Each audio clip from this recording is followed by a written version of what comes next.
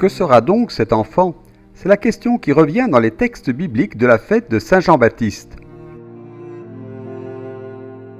Le vendredi 23 juin, les frères de la Custodie de Terre Sainte, ainsi que des communautés religieuses et des chrétiens locaux, se sont réunis au sanctuaire de Saint Jean dans le désert, près d'Ain Karem, pour la célébration des premières vêpres. Après celui de la Visitation et de la naissance de Jean-Baptiste, ce sanctuaire se trouve à l'endroit où le précurseur a trouvé refuge avec sa famille, se sauvant ainsi du massacre des innocents. Il comprend le sanctuaire, la grotte, la fontaine et la tombe d'Élisabeth. Au milieu de ce riche paysage, le frère Dobromir Jastal, vicaire de la Custodie de Terre Sainte, a présidé la prière. Un grand nombre de participants ont envahi la petite chapelle et l'espace devant celle-ci.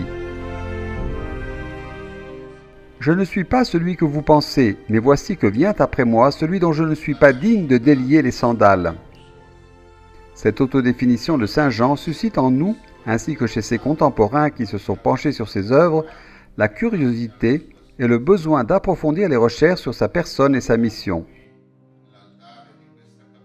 Citant les évangélistes Saint Jean et Saint Matthieu, frère Dobromir résume: Jean était en réalité la lampe qui devait s'éteindre lorsque la lumière apparaissait.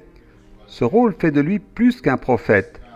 Les autres prophètes ont annoncé en termes plus ou moins voilés le Sauveur. Il l'a vu de ses propres yeux. Il l'a baptisé et a dirigé vers l'agneau de Dieu ceux qui sont devenus ses premiers disciples.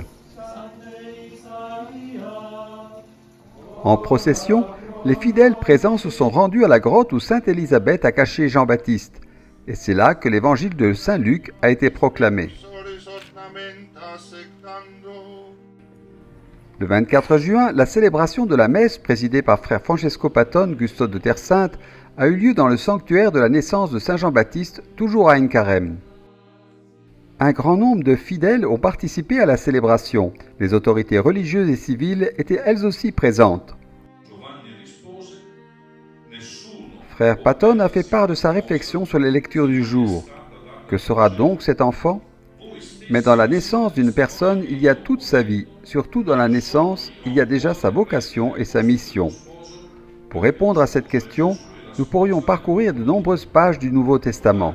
Jean, poursuit le custode, est celui qui est envoyé pour préparer la venue du Seigneur. On pourrait le qualifier de précurseur ou d'éclaireur.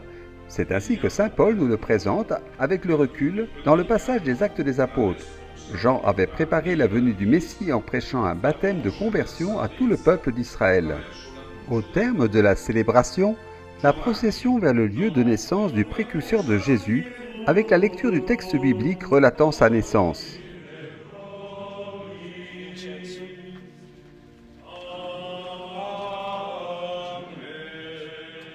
E alla luce della parola di Dio ho sottolineato tre cose: che Giovanni Battista è colui che prepara la via a incontrare Gesù. À la lumière de la parole de Dieu, j'ai souligné trois choses.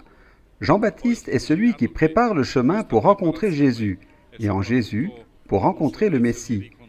Ensuite, j'ai souligné que cette préparation est avant tout un service de réconciliation.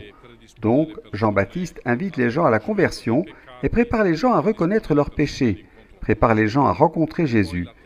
Le troisième accent typique de Jean-Baptiste est que, pour le résumer avec ses propres mots, il est celui qui sait qu'il doit diminuer pour que Jésus puisse augmenter. Et je trouve que c'est un enseignement très important pour nous, parce que c'est Jésus qui doit être au centre, pas Jean le Baptiste. Molto importante per noi perché è Gesù che deve essere al centro, non Giovanni Battista.